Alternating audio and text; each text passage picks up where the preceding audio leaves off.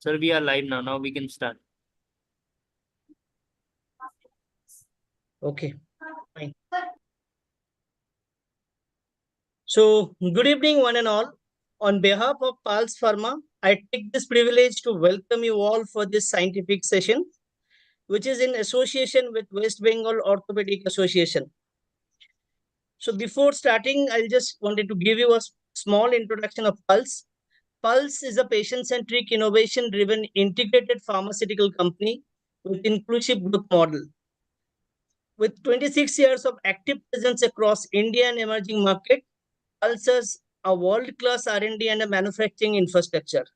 With strong leadership and operational team across all business functions, it is leading the space in nanopharmaceutical and drug delivery research. With strong presence in medical nutrition through Pulse Nutrition Science and foraying into immunocell therapeutics by developing novel CR technologies. At Pulse, our business philosophy is we create customers' value through high quality differentiated products and services by using advanced and patented technologies. So with your permission, I would like to show a small corporate video which will informative.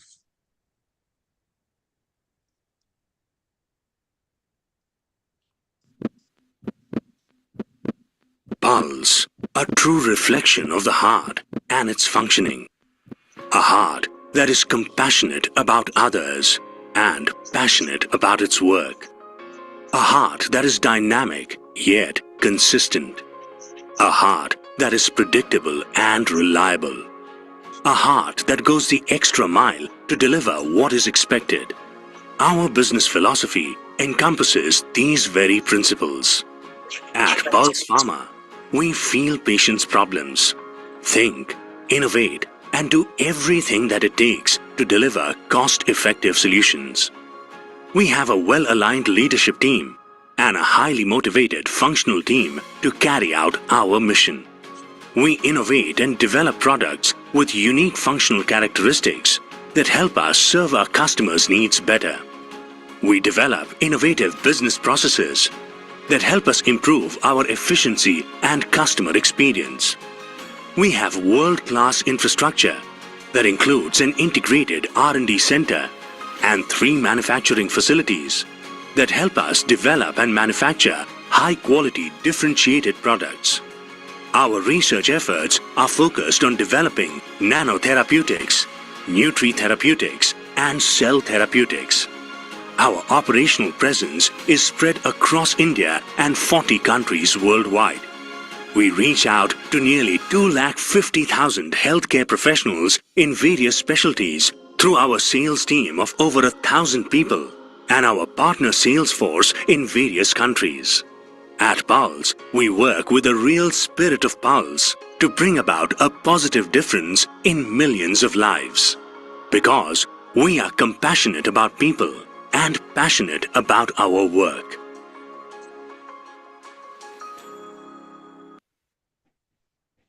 Thank you. Now I would like to invite our today's moderator, Dr. Debayan Shinhroy and Dr. Abhijit Sen to take over the session ahead.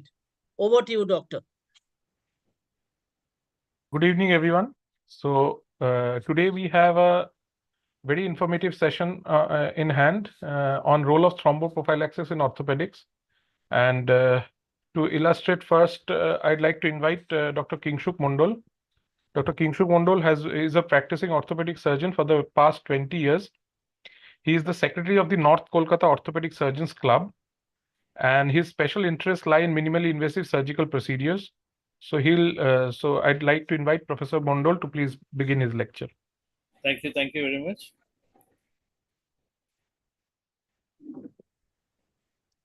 Sir, you can share your screen now. Yeah.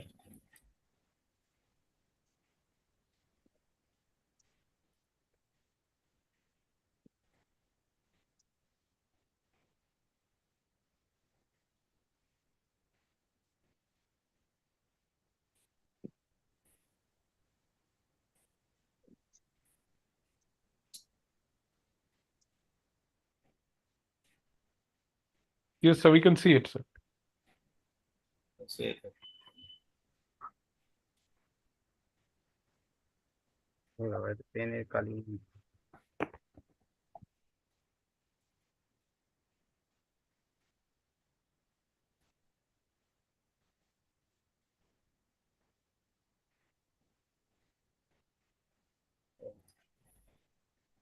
it's okay. Yes, sir. So we start off with the anticoagulants as prophylaxis for DVT following TKR and total knee replacements and total hip replacements. So how very effective are they, and whether we do need them? So this is the introduction of deep vein thrombosis, which occurs when blood clots are formed and cause partial or complete blockage to the veins. Most commonly, the lower limb veins. Complications can include pulmonary embolism as a result of blood clot moving into the lungs and syndrome after thrombosis. In the United States, deep vein thrombosis and pulmonary embolism cause up to 60 lakh hospitalization a year and approximately 50,000 deaths from pulmonary embolism. Orthopedic surgeries such as hip, total hip arthroplasty, and full knee joint surgery are favorable conditions for the formation and development of deep vein thrombosis. So, this is how we see in the Indian scenario where Khan and Shiv Kumar observed total knee arthroplasty, the risks of deep vein thrombosis and pulmonary embolism. It shows as high as 54 to 64 percentage.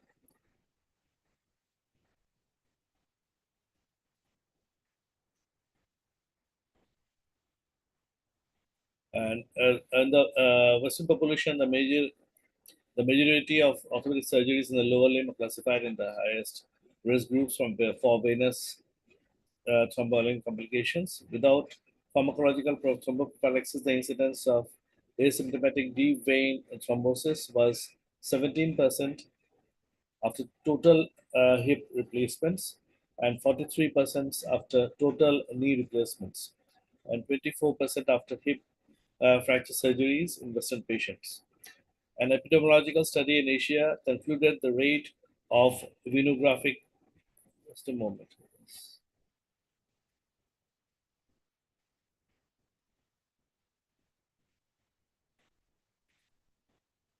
Thrombosis in absence of thromboprophylaxis after major joint surgeries in Asian patients is similar to previously reported in patients in Western countries. Contrary to the earlier belief, the incidence of venous thromboembolism in India is comparable to the Western population.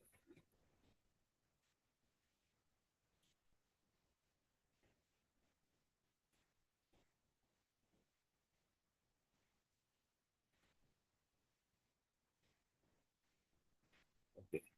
So, in the incidence of deep vein thrombosis and pulmonary embolism after orthopedics in Indian scenario, contrary to the earlier belief, the incidence of venous thromboembolism in India is comparable to the Western population.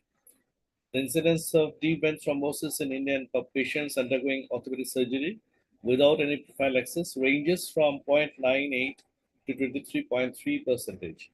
A study done in India by Agarwala et al. On patients undergoing major orthopedic lower limb surgery showed that the incidence of deep vein thrombosis post-surgery is 43% in patients treated with thromboprophylaxis agents.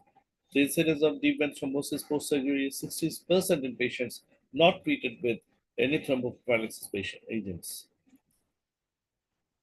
The risk factors of deep vein thrombosis or pulmonary embolism after orthopedics. The risk factors are the age over 60, female sex, current smoker, diabetes, previous major surgery, 1 month or more, blood transfusion, immobilization more than 72 hours, and operative time if it is more than 120 minutes. The older age group, more than 60, immobilization more than 72 hours, prolonged surgery, the operative time more than 120 minutes were significantly associated with the risks of deep vein thrombosis. Why is it important to look for thromboprophylaxis in orthopedics? Most venous thromboembolism events occur post-discharge. Follow-up period are often not recorded in India. When patients experience a venous thromboembolic event, they consult either a cardiovascular specialist or a physician. In such a scenario, venous thromboembolism may go unnoticed by an orthopedic surgeon.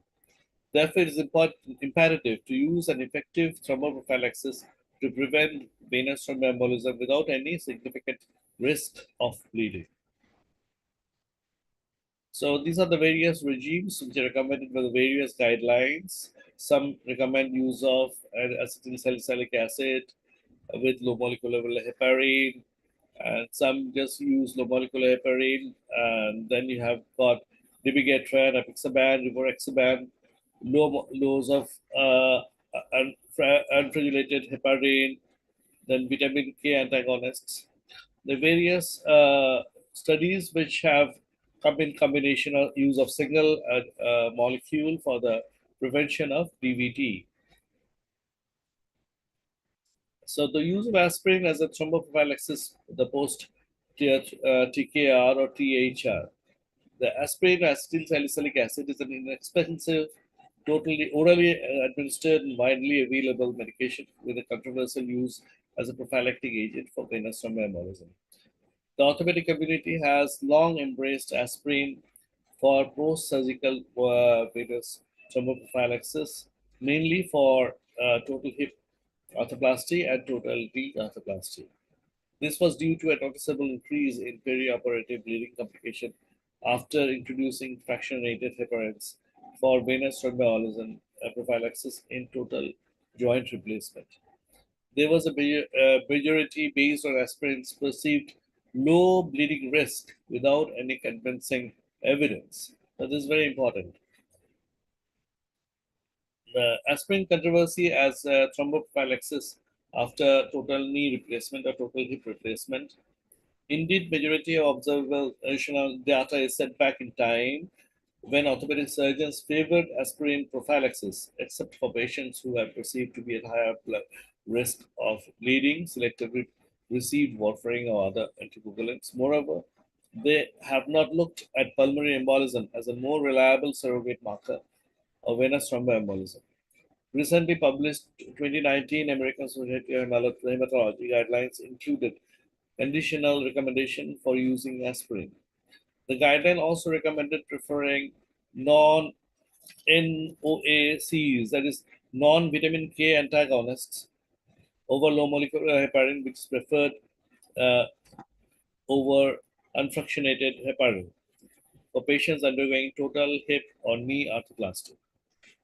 There is no clarity regarding the dosage and duration of administering aspirin for venous thromboembolism prophylaxis. The Scottish Intercollegiate Guideline Network, SIGN guideline, do not recommend aspirin as a sole prophylactic agent. A meta-analysis published by JAMA in 2020 showed that aspirin showed higher venous thromboembolic rates as compared to non-vitamin K antagonists like dabigatran, rivaroxaban, apixaban, etc. Another meta-analysis done in 2022 showed inferiority of aspirin to NOAC in terms of safety and efficacy. The aspirin controversy as thromboprophylaxis after TKR and THR, what is as latest as per 2024? The comparison of efficacy with and safety between aspirin and oral anticoagulants of venous thromboprophylaxis after major orthopedic surgery, a meta-analysis for randomized clinical trials. That it concludes that aspirin reduces bleeding risk after major orthopedic surgery compared to oral anticoagulants, but may sacrifice venous thromboembolic prevention.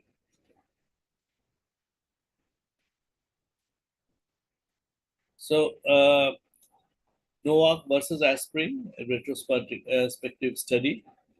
Is aspirin as effective as the newer direct oral anticoagulant for venous thromboembolism prophylaxis after total hip and knee arthroplasty?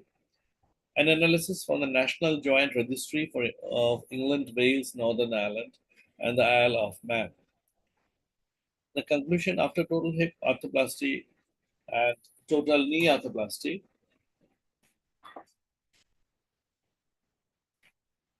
The DOACs are the directly acting anticoagulants, were associated with a reduced risk of venous thromboembolism compared to aspirin.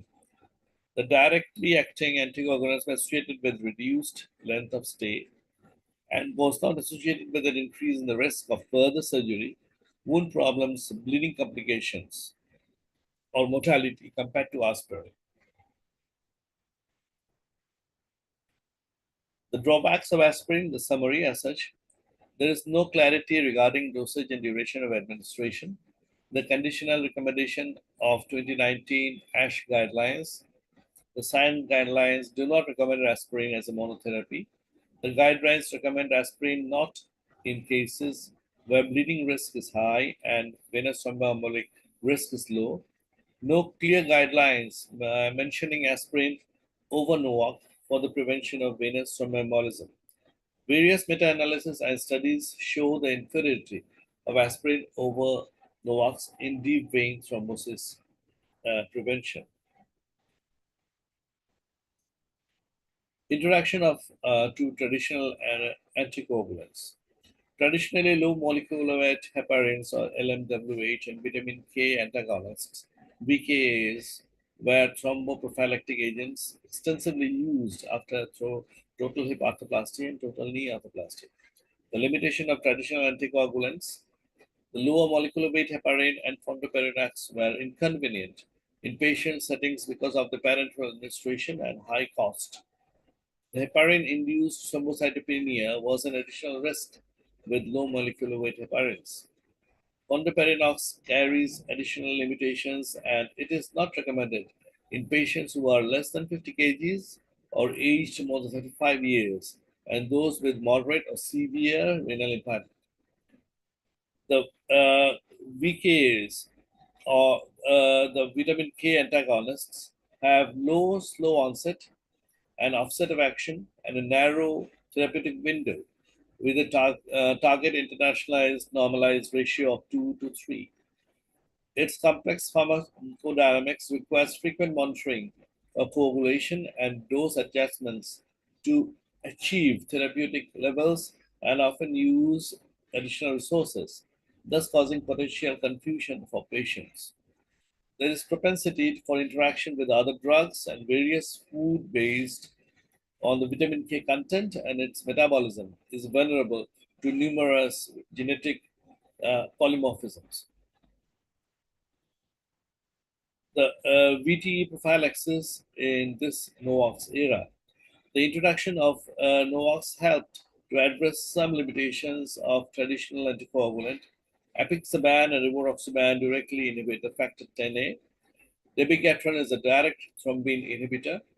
In several meta-analyses, NOACs caused reduction in venous thromboembolic events, including proximal DVTs, pulmonary embolism, and venous thromboembolic related mortality compared to low molecular heparin. So we can see head-to-head comparison between apixaban, rivaroxaban, and dabigatran. But the mechanism of action is the direct factor 10A inhibition, both this first two, and there is direct thrombin inhibitor in as dabigatran. And the dosing in apixaban is twice daily, while rivaroxaban is once. Dabigatran again is twice. Bioavailability is 50%, and rivaroxaban 66 without food and 100% with food. And this is just 6.5%. It's not a prodrug, apixaban, rivaroxaban, while dabigatran is a prodrug. And then we have protein binding, and this is very important, the half-life. Half-life in apixaban is 12 hours, while rivaroxaban is 5 to 9 in young patients and 11 to 13 in elderly patients. And dabigatran is 12 to 17 hours. So, and the excretion is mainly by the kidneys, and the food has got no effect in apixaban, but it has got a little effect in rivaroxaban.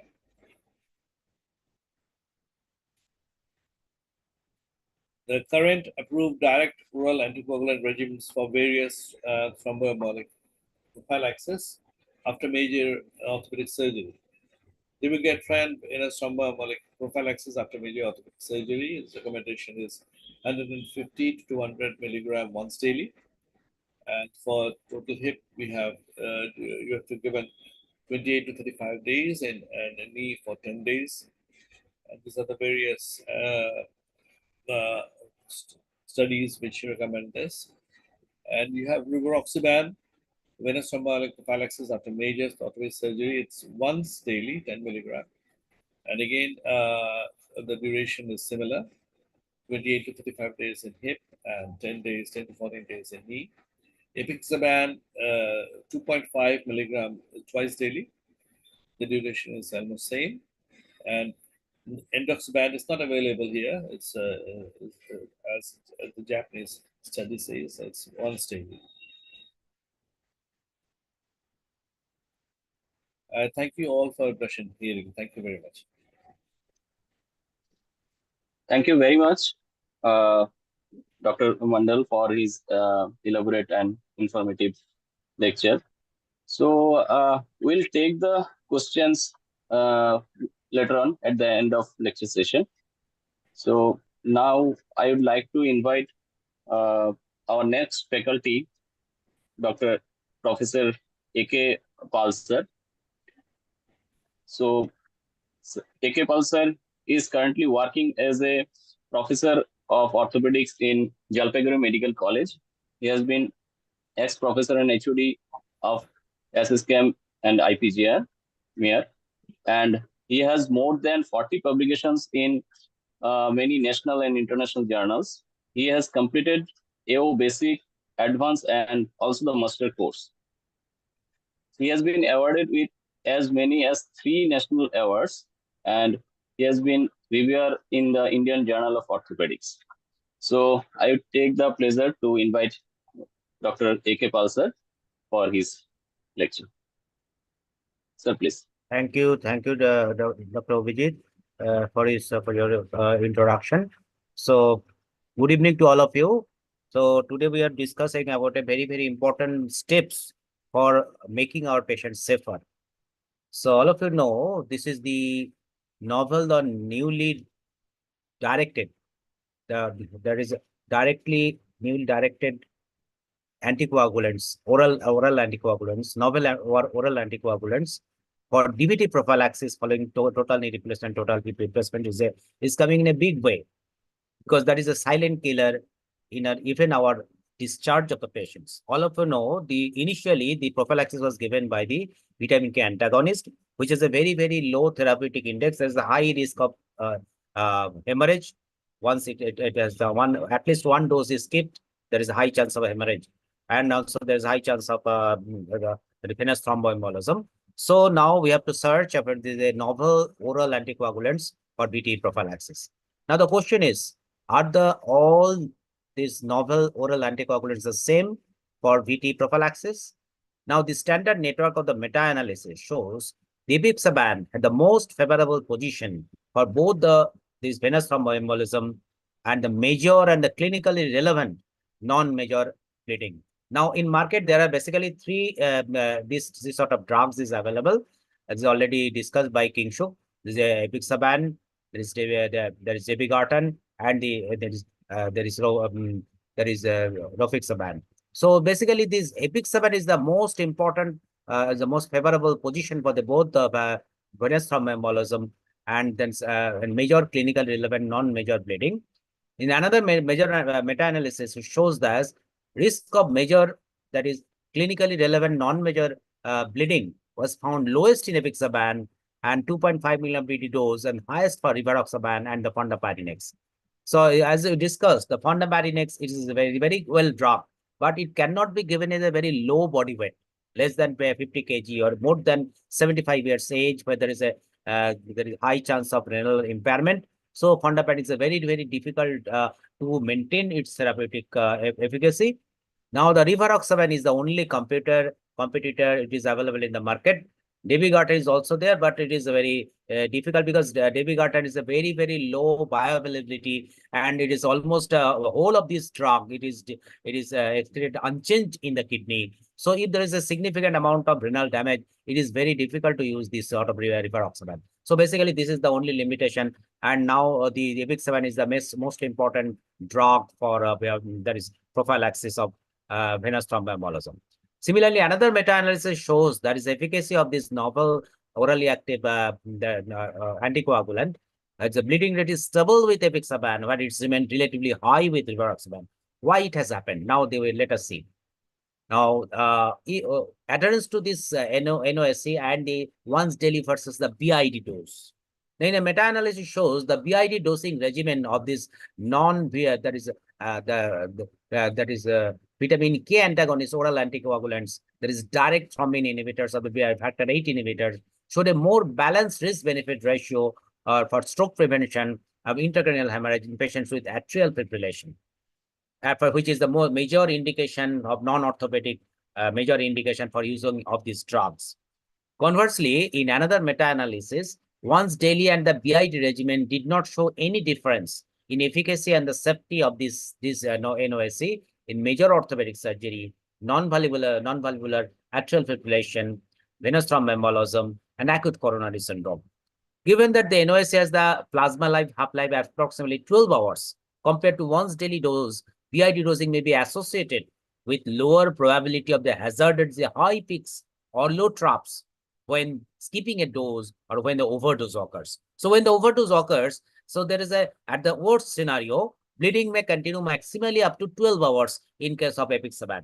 Whereas the rivaroxaban, that the bleeding can continue for at least 24 hours or more. So it is very difficult to control. Similarly, if one dose, it is as it is a BD dose, this one dose is skipped. There is no significant change of this bleeding or the thromboembolism. Whereas if it is a single dose of rivaroxaban has become skipped, there is a very high chance of venous thromboembolism. So this is a very high, there is a wider therapeutic index in case of apixaban. Now, what is the post-discharge occurrence of this venous thromboembolism in our Indian scenario? Let us see. So there is an important consideration must be given to the timing of the most venous thromboembolic events. So the median length of the hospital stay for the total hip and the total knee replacements outside the United States, it is about 10 days. Whereas in our country, because there's a very poor country and there's a need is very high, number of patients is very high. So the post-surgery, the stay in the hospital is maximally 3 to 7 days. Now, the problem is most of these venous thromboembolic effects occurs after post of day 4. So that is maybe after discharge. So in the global orthopedic registry showed that mean time for symptomatic venous thromboembolism events, that was 21 days in total hip replacements and at least 10 days in case of total knee replacement. That means it occurs in the outdoor states. So there is almost 1/3 of these incidents occurred after the hospital discharge. So we have to consider one prophylactic agent which will cover it at least 4 weeks for total hip replacement, at least 2 weeks for the total knee replacement. So, and that should be higher efficacy, low side effects, and the higher therapeutic index. Now, thus this current trend towards a shorter hospital stay, majority of these venous thromboembolic effects occur in the outpatient setting. So we have to choose the anticoagulant, which is, as I already told, it should be a safety profile. Now, this is seen. If the patients experience any bleeding of venous thromboembolism even after the discharge or post-TCAR THR, they usually consult either a physician or the cardiologist. And so after that, it is almost becomes lost from the follow of the orthopedic surgeon. So it is very difficult to maintain this product because orthopedic surgeon knows so that is the possibility of these symptoms can happen up to 4 weeks. But the cardiologist not very much concerned about it. So there may be a chance of high complications. So if we use as a single drug, which has a BD, and that is a very, very safety profile. So that should actually serve both the purpose of the balanced safety and the efficacy for preventing the venous thromboembolism prophylaxis, post-TCAR and the THR. Now the question, is the apixaban better than the rivaroxaban in the DVT-PE? So this is a meta-analysis observational studies but the efficacy and the safety of the rivaroxaban, it is considered, it is assessed against the apixaban for venous thromboembolism. Basically, there is no head-to-head trials are comparing apixaban and the rivaroxaban, but this meta-analysis evidence comparing the apixaban to rivaroxaban for preventing venous thromboembolism shows that apixaban has a 23% lower risk of recurrent VT that is compared to rivaroxaban. Apixaban has a 32% lower risk of major bleeding compared to rivaroxaban. Now the question is, if the apixaban better than the rivaroxaban in VTP prophylaxis in orthopedics, there's another meta-analysis shows the new oral anticoagulant for venous thromboembolism for prophylaxis of the total hip and total knee arthroplasty.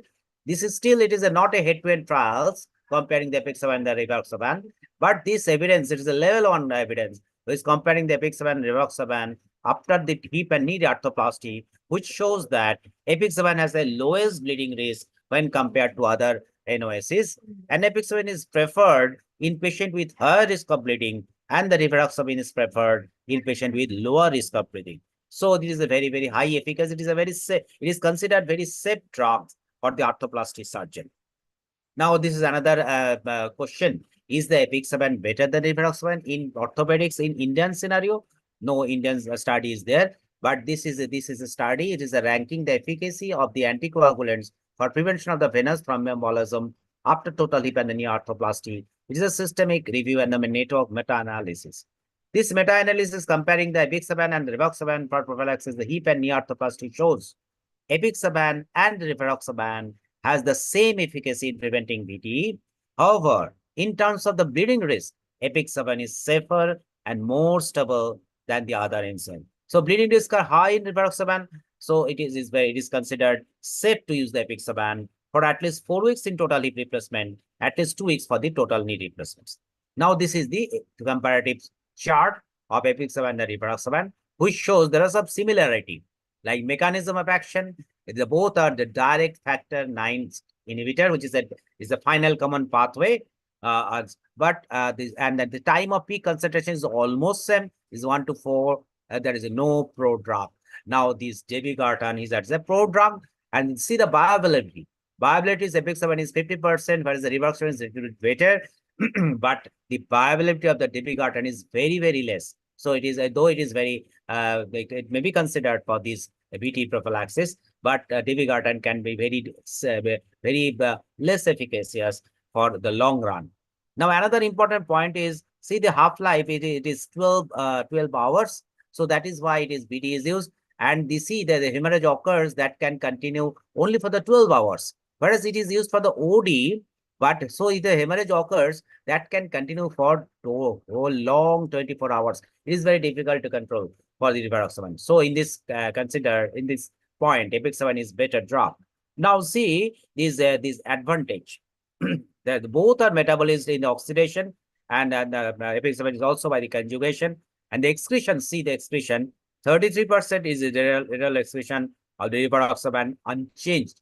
And so, whereas in 27% in case of apixaban. So it is only 27% excretion through kidney that can be given for the CKD patient, but there's no approval for the use of the kidney compromised patients with rivaroxaban.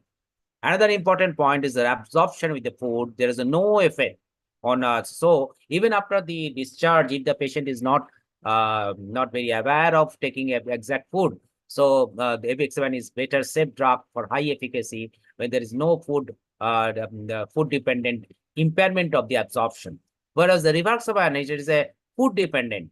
There is a 30% or more. They are basically depending on the food, and so their excretion is there is a absorption is hampered. So it is a so how much drug is coming in the system is very suspicious. Now the question is safety and efficacy of apixaban in Indian setting. This safety of apixaban, it is an Indian study. You can show that this started in 2021, and there's a multi-center across the India. Objective was a phase 4 study to evaluate the safety of the apixaban in patients undergoing the total knee replacement and the total hip replacement. Apixaban demonstrated the favorable safety profile for venous thromboembolism prevention in Indian patients undergoing the total knee replacement or the total hip replacement. Now, again, another study in Indian scenario, apixaban or the enoxaparin, which is better for the thromboprophylaxis after total hip and the total knee arthroplasty. Now, this study, this is published in 2022. It's a very recent study. It is done from the AIIMS, Jodhpur, India. Its objective was to observe the efficacy and the safety outcome of the apixaban and the enoxaparin in patients undergoing the total hip and the knee arthroplasty. And it shows apixaban and enoxaparin were found to be equally efficacious in preventing the venous thromboembolism. However, apixaban has a better safety profile. I've already told regarding the food interaction, regarding the renal problem, so that can be used very, and also the twice daily dose is very convenient. So if one dose is skipped, there is no problem. If there is again, if it causes the complications, complication is transient. So it is a very highly safe. Apixaban is a safe alternative to conventionally used enoxaparin for chemoprophylaxis. This is the conclusion of this study, recent study published in 2022. So thank you. So on the nutshell, we can just make a take-home message.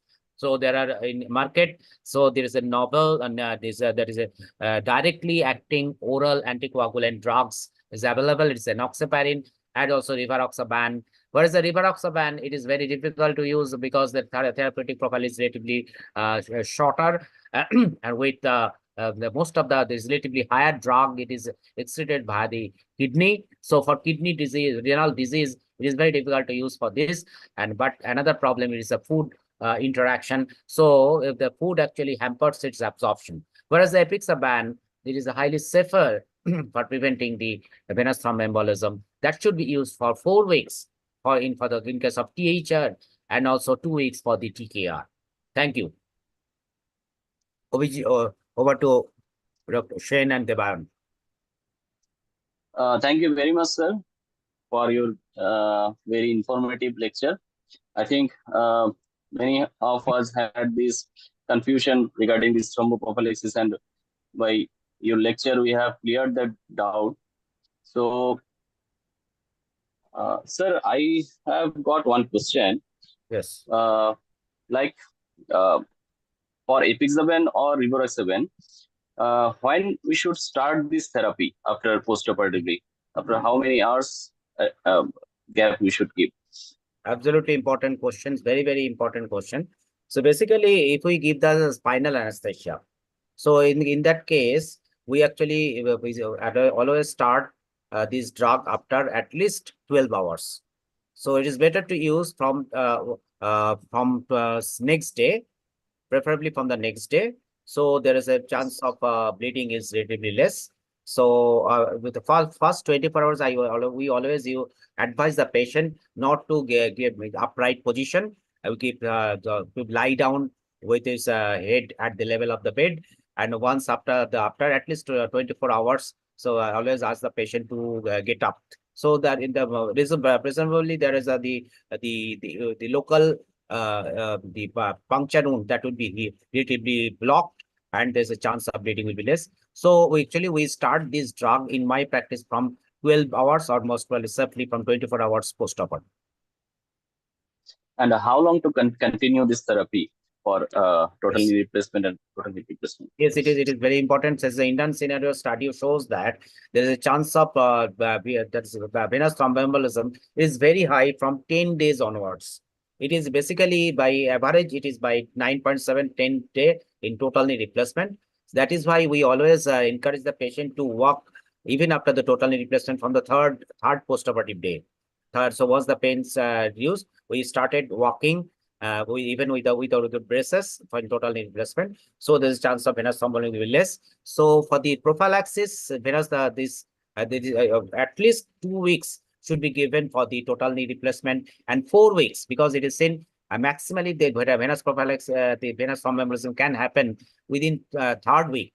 So it should cover that point. It is at least four weeks should be given for this for the total hip, and 2 weeks prophylaxis should be given for the total knee replacement. Yes, thank you. So, do you use any mechanical compression devices or any of those things, non-pharmacological interventions? Yes, there is some mechanical devices are there. So that is depending on the synchronization of the respiration.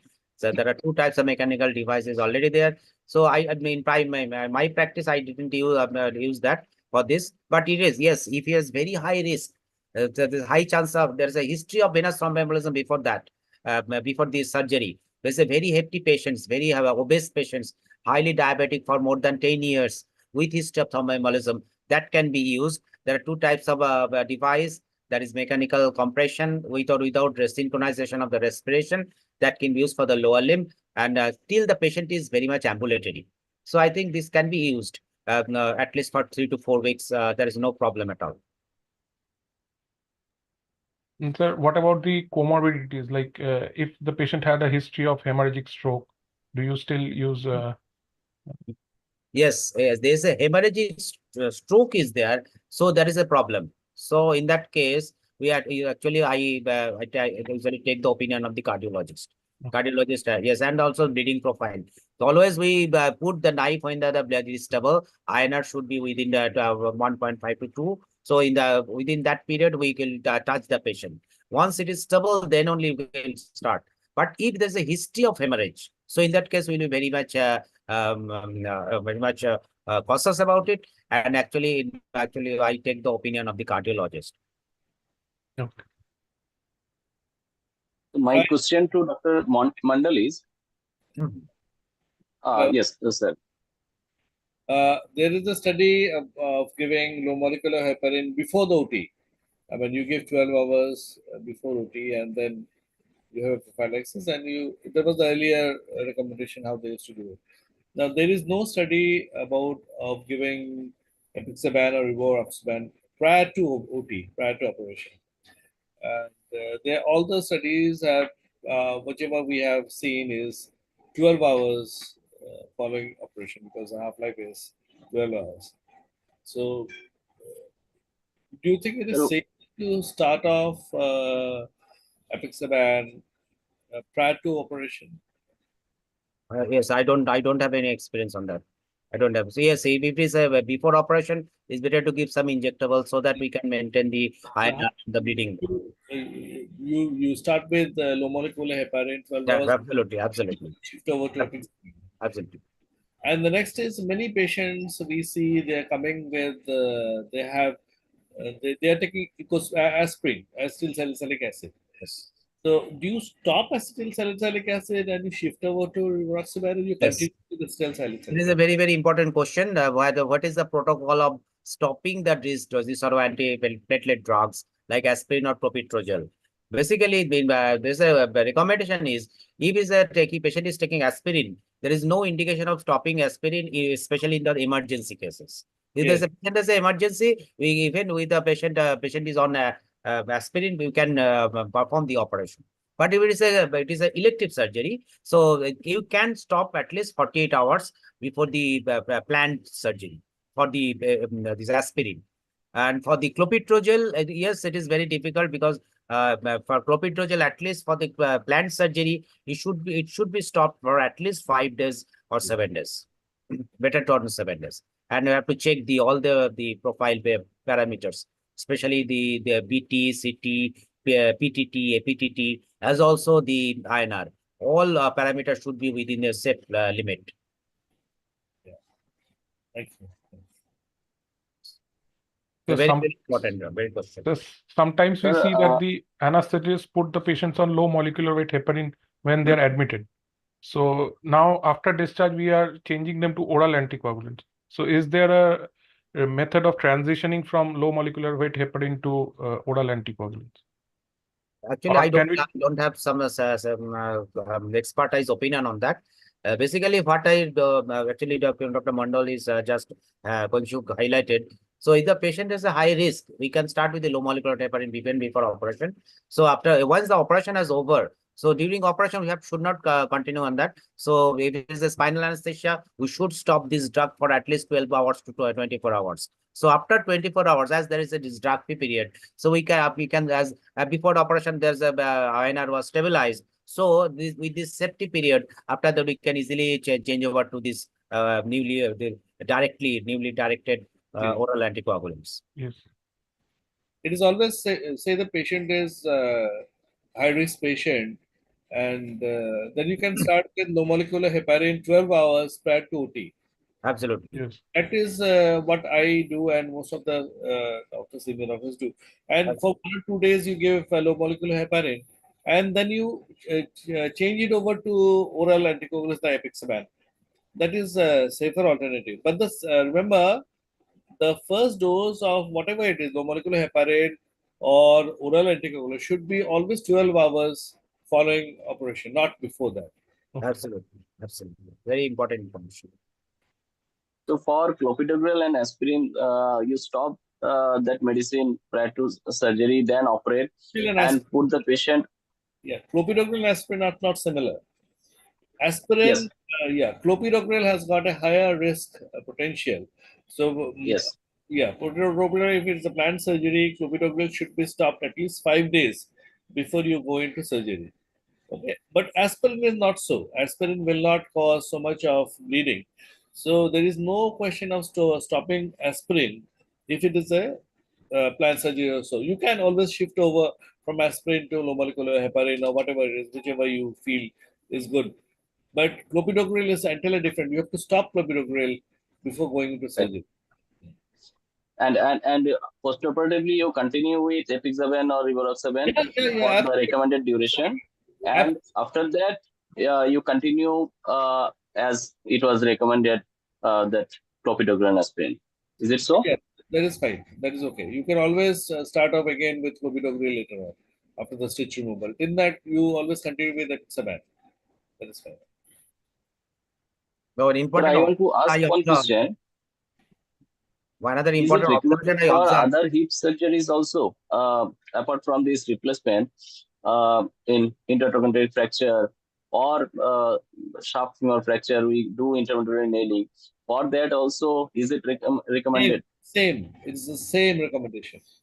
It's the same recommendation. Wherever there is a long bone fracture, wherever you anticipate there's going to be some problem with the thromboprophylaxis, you have to administer the same dosage and you take all necessary precautions. Obviously, if the method of following up in total knee arthroplasty and total hip will be prolonged, will be much more than you do than a nailing or a fixation, because you mobilize the patient earlier, and obviously the rates of thromboembolic phenomenon is lesser than a hip replacement.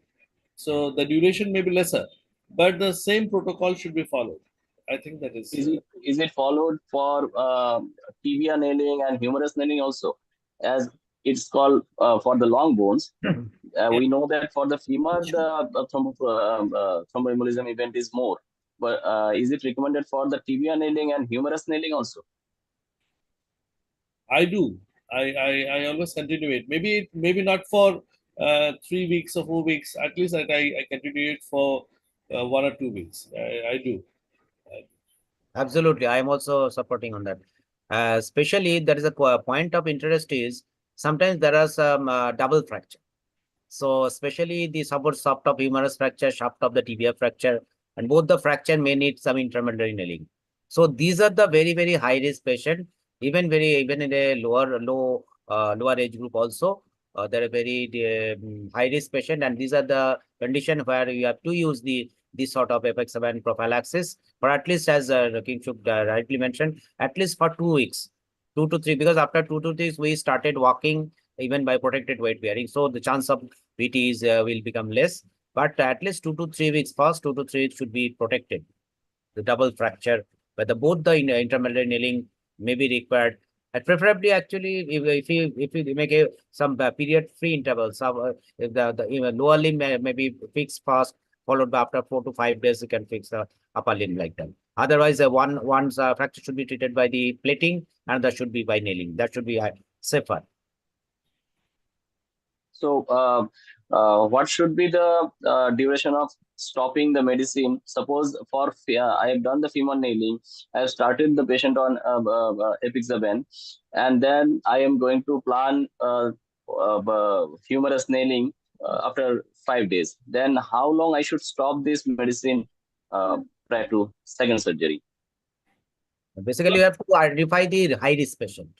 So, high risk is a higher age group, the low frailty.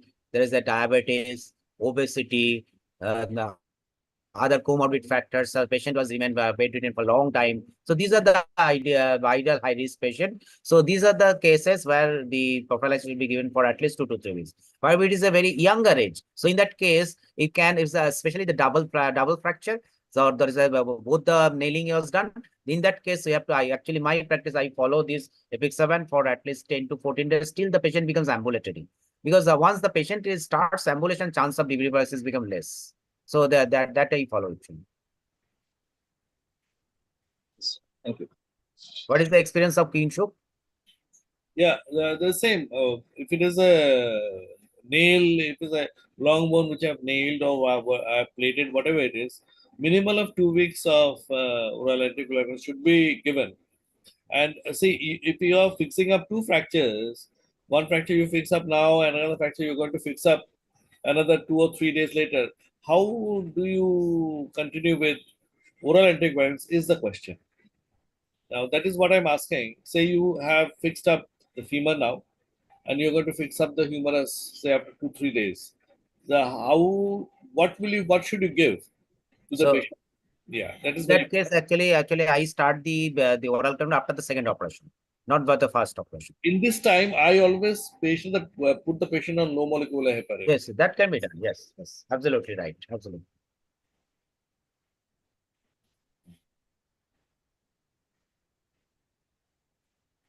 Okay. Anything else? So it's very informative question. There are several questions asked. So any other questions from the chat box or any persons? Another important experience I can share. So basically, those cases we didn't stop the aspirin. We have to operate because of some emergency cases. In those cases, what I have observed, there is a healing. That is a wound healing is little bit delayed. So, yes. So in that case, what I don't know whether it's related with this. We can make this study that is by your observational study. So there is a wound healing rate. Especially those cases where we have to use this sort of antiplatelet drugs, aspirin or clopidogrel. So what I have observed, those who are taking these antiplatelet drugs, there is aspirin or clopidogrel for a long time, especially those cases we didn't stop the aspirin, or whatever we stop the aspirin for 2 days, or we stop the clopidogrel 5 or 7 days. In both or most of the cases, we have found there are chance of healing is little bit delayed. So instead of healing in routine time, it may take another 7, 10 to 12 another days. So that may be the I don't know whether it is related with this drug or not.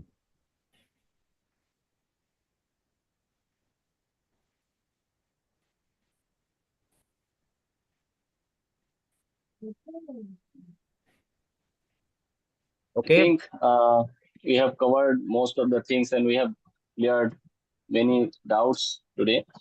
So with that, I would like to thank both the speakers and we will hand over the session to the Pulse Pharma representative.